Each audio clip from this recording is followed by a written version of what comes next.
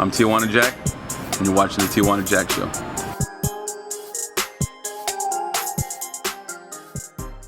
So I'm sitting here with the bodybuilding beast of the DMV. Hello. Jessica Hyman. Did I get it right?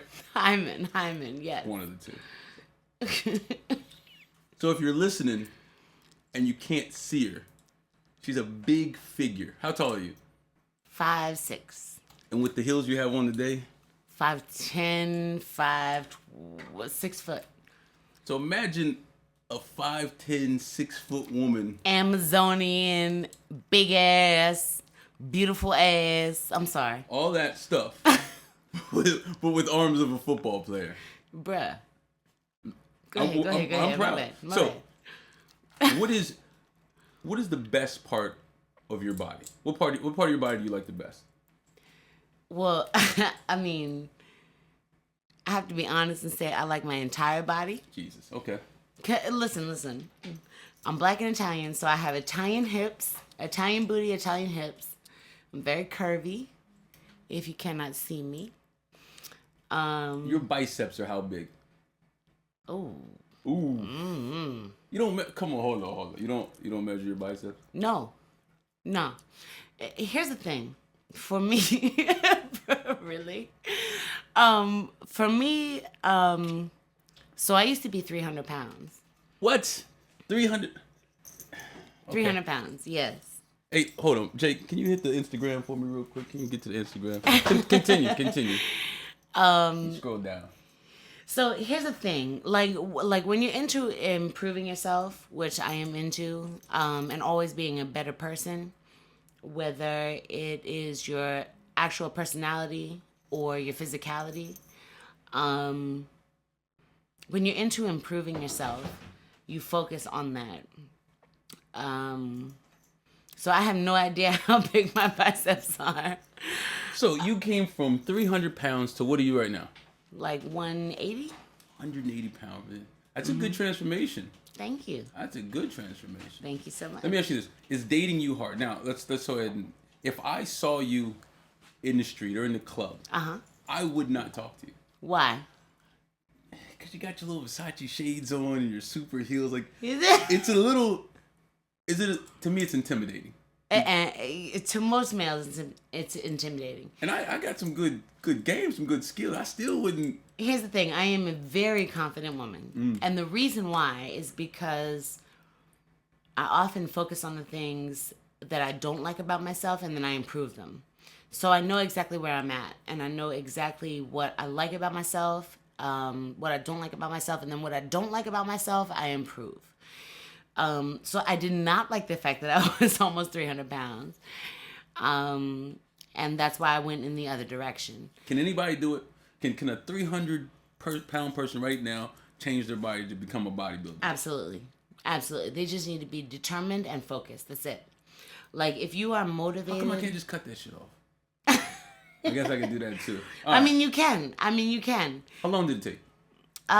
It took me about a year to lose the first 90 pounds. Mm-hmm. And then it took me another 6 months to drop the other 30. But in that time, I was noticing that I needed to really tighten up. I had some unattractive loose skin I was see it, not man. comfortable with.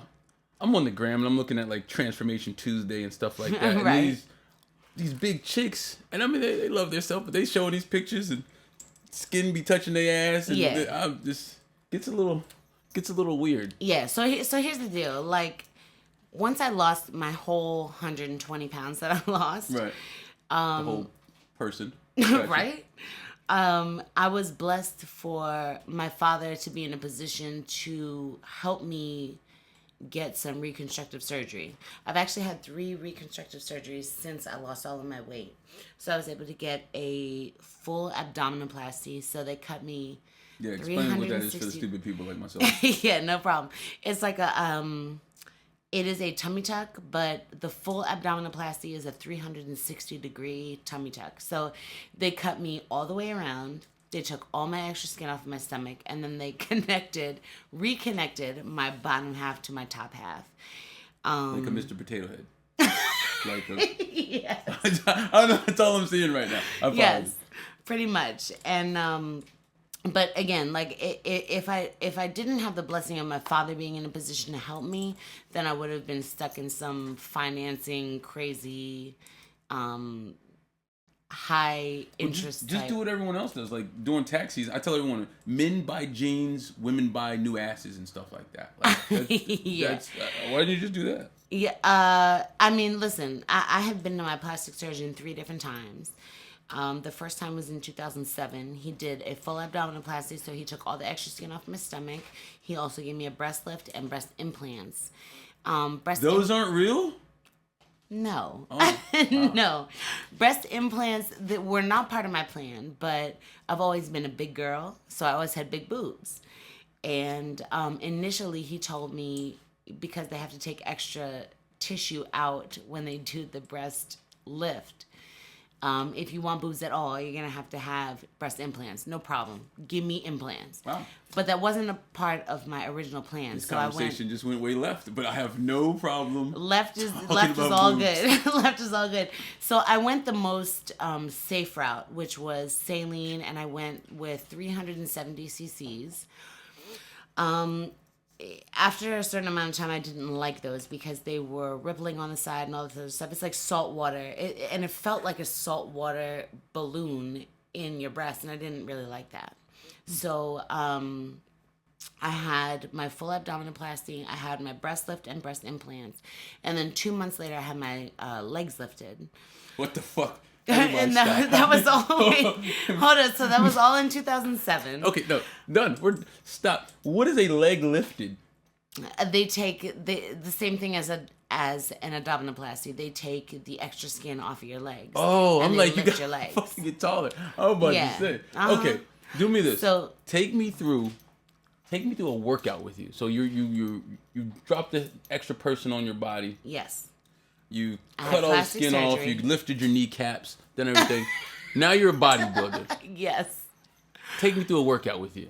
What's it like? Because I've seen. Jake, do me a favor. Go on this photo right here, this face right here. Can you blow that one up? Oh, that's what I want to see. Look at this face.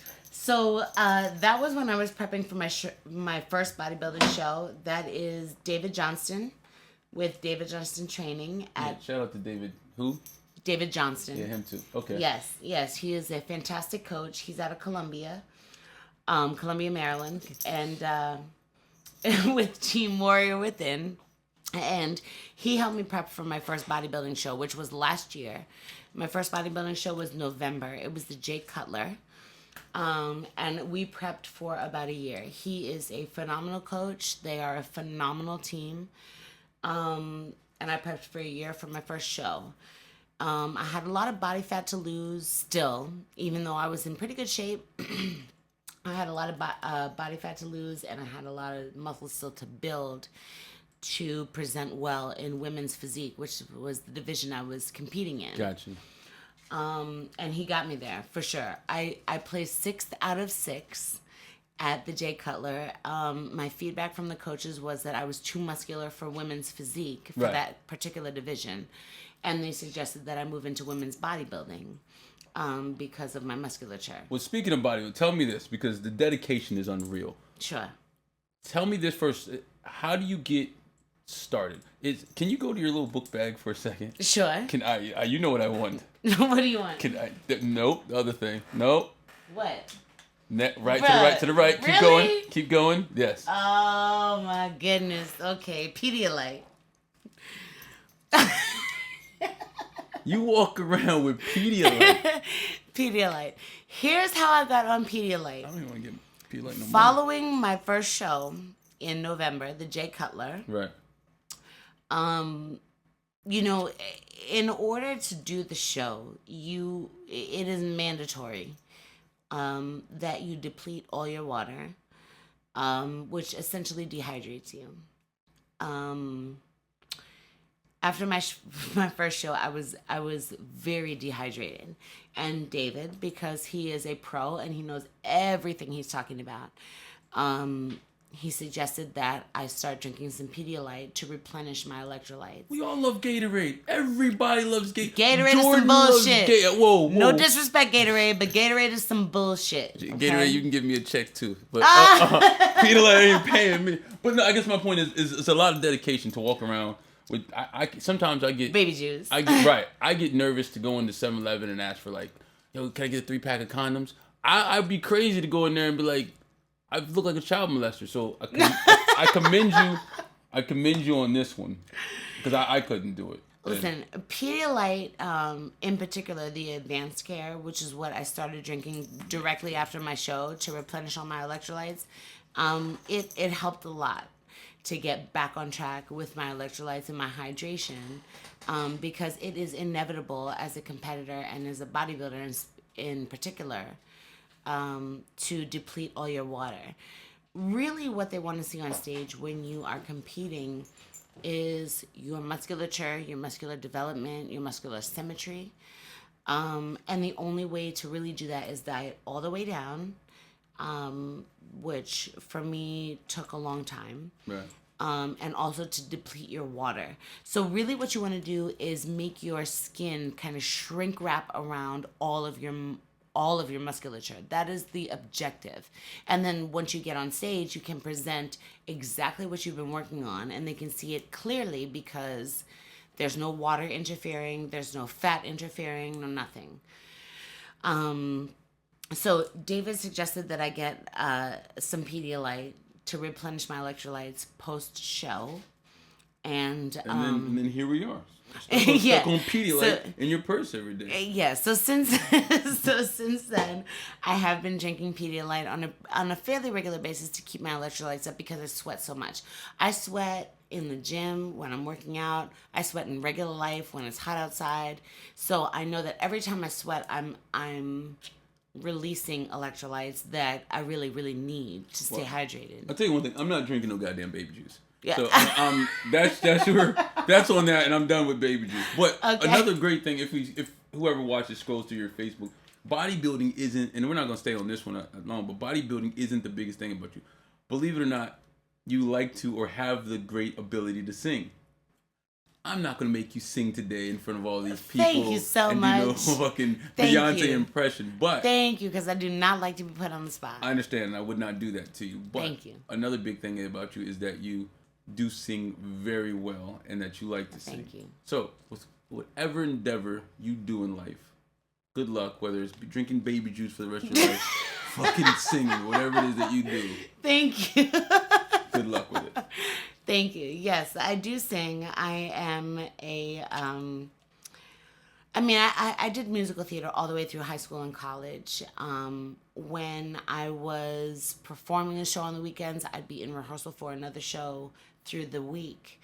And it was very daunting. It was a very daunting schedule, but I enjoyed it because that is, I'd say, overall, that is my number one passion.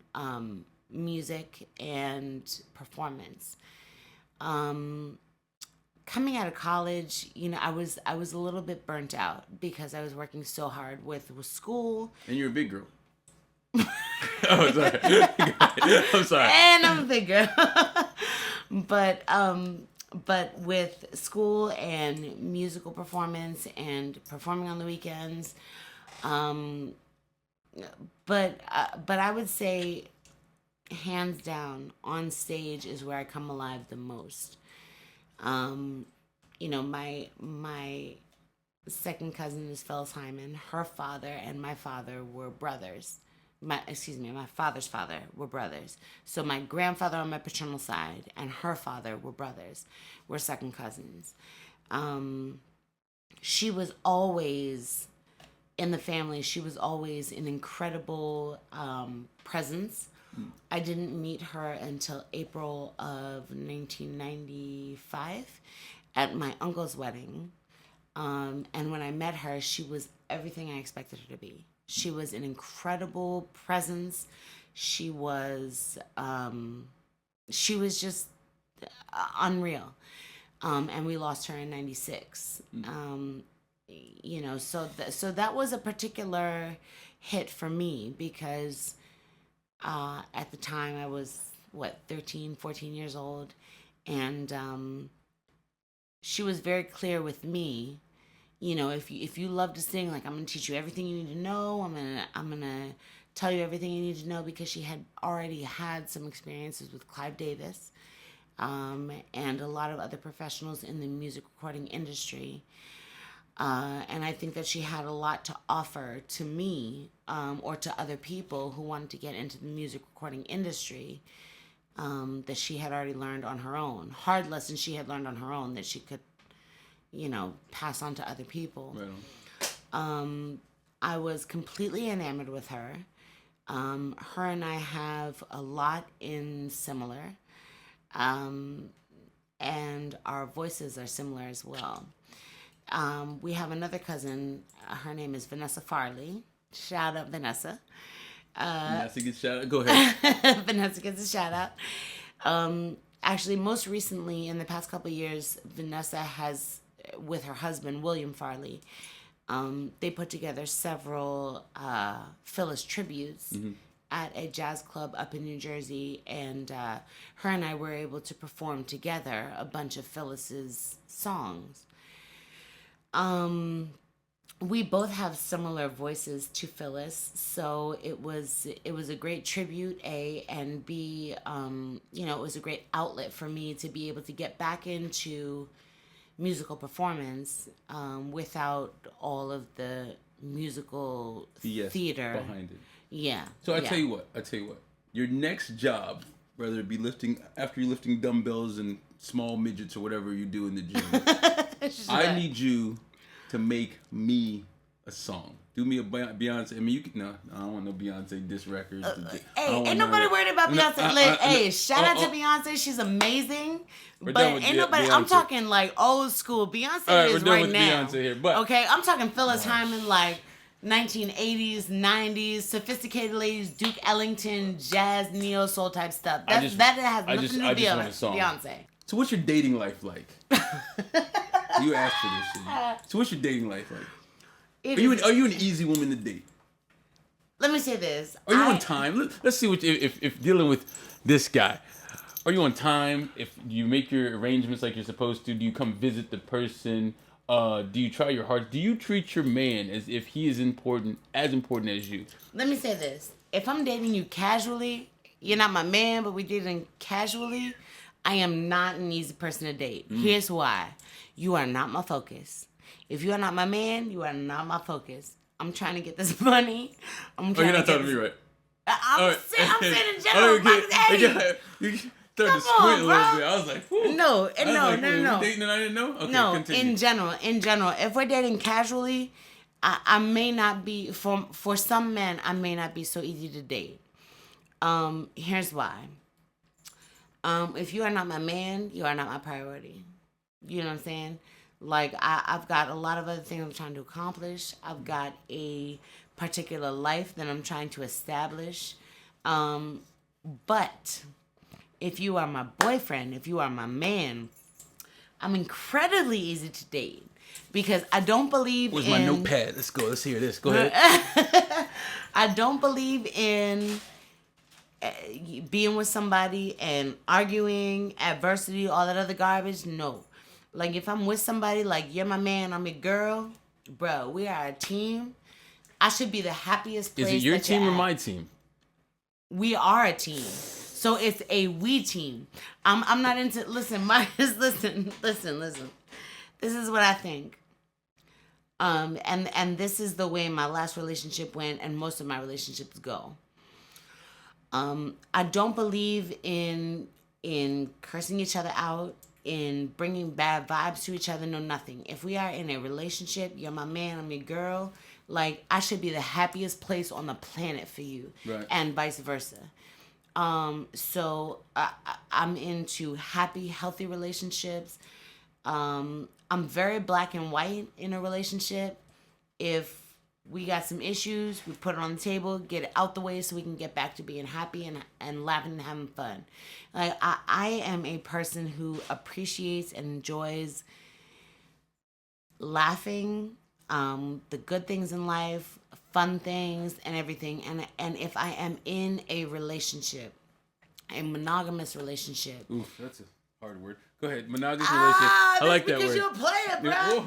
But I swear to God, Monogamous. I can't even say that shit. Monogamous relationship. I'm saying, if we are in a monogamous relationship, then we should be the happiest place on earth for each other. And that's what I believe in. I don't like to argue. I don't like to have adversity in between the two of us. Like, I understand that nothing is going to be perfect all the time. Mm-hmm. But again, if we have some issue, let's put it on the table. Let's figure it out. I consider myself a person who is really good at conflict resolution. So if my partner and I are having an issue, let's put it on the table. Let's clear it up. Let's get it out the way. Very black and white, no gray areas and all this other garbage. I'm not into resentment. I don't like all that garbage. I like to put it on the table, get it resolved, and move on so we can continue laughing and having fun and enjoying each other's company, because I really believe that when you are in a monogamous relationship, if you decide to dedicate yourself to one person, then that should be the happiest place on earth. All right. And I have had a relationship like that before. For 5 years, we ended up living together and everything. And it was... You have a dog and everything? No, we did not have a dog together. The relationship's not real unless you have a fucking pet with the person. I don't agree. No, not just yet. But I did ask him. I mean, had we continued our relationship, we would have had a dog, because we already agreed that we weren't going to have children together. He was done having children, and ultimately that's what broke us up. You got the cut. So, with that said, 3 words to describe you. Only 3. Don't give me like 100. Just 3 words. 8. 3. No problem. Again, I'm very black and white. So 3 words. I am resilient, incredibly resilient, which is something I have found out about myself over the past 2 years. I am determined and motivated. I would put that all in one particular focus. The things that I want, I really, really want. And I will go after them 100%. If I don't want it, forget it. Right. But if I want it, I'm after it. The third word, and the most important of all of them, is loyal. I am loyal 1,000,000% to a fault sometimes. Everyone's screaming loyal. Everyone's screaming I'm loyal. Bruh, I'm telling you. Okay, all right, let's do this. No, you're guaranteed. Have you ever cheated on anyone? See those crickets that are hearing? You hear that? That's yes. Okay, you can't spit loyal when you've cheated on someone. So let me be honest about that. No, I want you to lie. I have cheated. Why would you want me to lie? Anytime someone starts a sentence with, let me be honest with you. No, I want you to do that all the time. You don't even tell. No. Go ahead. Honestly, I cheated one time. And it was the biggest mistake of my life. He doesn't think you're loyal. Listen to I'm me, sorry. Yes, I am. Sir. It was the biggest mistake I made of my life. It made me feel like a garbage human being. It made me feel lower than low. I would never ever do that again in my life. But I am loyal to a fault. I'm a Pisces. My birthday is March 16th. So just want birthday gifts. Hey, March 16th is the birthday. If you wanna send me gifts, I'll take them. And I will thank you for them. Yeah, like them girls out there, like, go fund me for my new ass job. Okay. but no bullshit. Like I am loyal to a fault. Like you could stomp me in my face and call my mama names, and I will still need you to tell me, like, I don't fuck with you, Jessica. I don't fuck with you, for me to figure out that maybe I should not be so loyal to you. I can respect that. I don't do well with separation. Like, again, I'm very black and white. If I care about you, I care about you 1,000,000%. If I don't care about you, I don't care about you at all. It's black and white for me. There's not a lot of gray area with me. So, yeah. Hate to do this. Y'all can hit pause or whatever. What's up, dude? Really? Yeah, I'm here. You outside? Jake Vicious. You see this brother on his phone. What's that? Jake Vicious is my brother, though. Because he's Italian, I'm Italian. We're the same breed. My homeboy's going to come up. The loyalty you ring the doorbell, Jake, right? A chick will let you in or whatever. Italian but my little brother, he's light skinned. He'll come outside and show you where we're at. 100%. That's an Italian thing. I swear, Italians. Sorry, no, it's the other photographer to take these photos. That's all right. Hold up. Let me say this. Let me say this. I'm half black, half Italian. My mother is Italian. Her family is from Genovese, so Northern Italian. My dad is black. I swear to God. Me black or Drake black? There's a difference. What the fuck that mean? Because everyone thinks Drake's black. What is Drake Drake's black? not black. Drake is Canadian, first of all. That doesn't mean he can't be black because he's Canadian. His mom is white. Who's worried about Drake? I'm telling you right now, I'm half black, half Italian. My father is black, Camden, New Jersey black. Okay. Born in Philadelphia black. Dark skin black or is he high yellow black? My mother, no, my dad is right in the center. Okay. Chocolate black. Okay, all right. My mother is Italian, Northern Italian. Okay, I get it. Let me tell you something about Italians. Oh, Let me tell you something about Italians. And this is why it drives me crazy when people say, "Oh, you black and white?" No, I'm not black and white. I'm black and Italian. There is a distinct difference. If an Italian man robbed a bank, it would say, it would not be like, oh, an Italian man robbed a bank. It'd say a fucking white man robbed a bank. I don't give a shit. Okay. Here's the deal. All I know is he's not getting shot by the police. Here's the real deal. He's got a pass. Bruh, you don't know that. Italian man? You don't know that. Does he got the word I'm in the mob? Let me say this. Let me say this. When people say I'm black and white, I say no, I'm black and Italian. Here's why. There are cultural identities that you can understand and identify with when you understand your cultural identity. So there are certain things about me that are specifically Italian that are not the same thing as just general ass white, okay? Like, I cannot identify with British individuals. Okay. God bless the British. God bless everybody. I love everybody. But there are specific things about me that I understand even further when I understand the Italian culture. Because I am Italian and black. I get it. Like, my dad is black. He's from Camden, New Jersey. He was born in Philadelphia. My mother was born in Palo Alto, California. Her whole family is in Northern California. I spent every summer out there with her family. So I would say I'm both West Coast and East Coast. I was raised on the East Coast. Every summer I would spend in the West Coast with my grandparents before they both died. And there is a very strong Italian influence in my family. There are things I understand about myself in particular because I understand Italian culture. I speak loud. I speak with my hands. I'm passionate. I'm a little bit crazy sometimes. And that is all part of my Italian identity. Because no black person has ever been louder. I'm not saying that. I'm not saying that because I am also half black. My father is black. And Drake doesn't speak loud. I'm just playing. Who is talking about Drake? You still stuck on Drake? Drake, I love you. Drake is wonderful. I listen to his shit all the time. But understand that, like, black and Italian is not the same thing as black and white. Okay. Hey. White, like Anglo-Saxon white, is not the same thing as Italian. Hey, and Drake Vicious over here in the corner can identify with me. Don't shoot. Because he's Italian. You got it. Hey, I'm black and black. Keep your hands up, brother. I'm telling you. Black. I don't want no trouble. I'm telling you, no BS. No BS. No, straight up. Like, when you understand your culture and where you come from, it is much easier to understand yourself and why you are the certain ways you are. I am extremely passionate. I am loud. I am a strong woman. Like, I don't take no bullshit. That's all my Italian shit. And my black shit. But it is not the same as being European. Just because Italy is in Europe does not mean that I'm black and white. I am black and Italian. I identify with Italians because there are things about that culture that directly influence me because my grandparents came through here, through Ellis Island here, and moved to Northern California.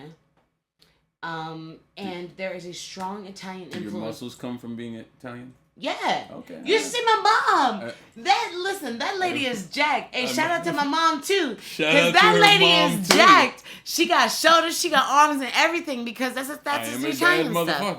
No BS. No BS. But there are things that you must understand about your history and your culture that help you identify really who you are. Like, when you understand who you are, which I have paid an incredible amount of attention to. because I wanted to always improve myself. When you're focused on improving yourself, you focus on things that you may not care so much about yourself, that you don't like so much about yourself, and you want to figure out how to change them.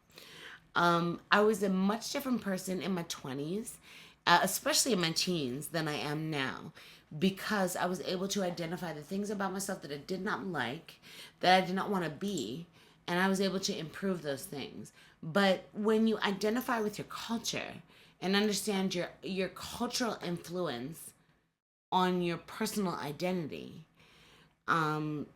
it's much easier to fix those things. And again, that's why I say I'm not black and white, I'm black and Italian, because the Italian culture and everything that I understand about the Italian culture, it directly relate to me. With that said, appreciate you coming out. Thank you. Look at this shit. I just want y'all to get the grip. Look at that shit. Yeah, Arm wrestling competition coming soon. Stop it. Who is Tijuana Jack?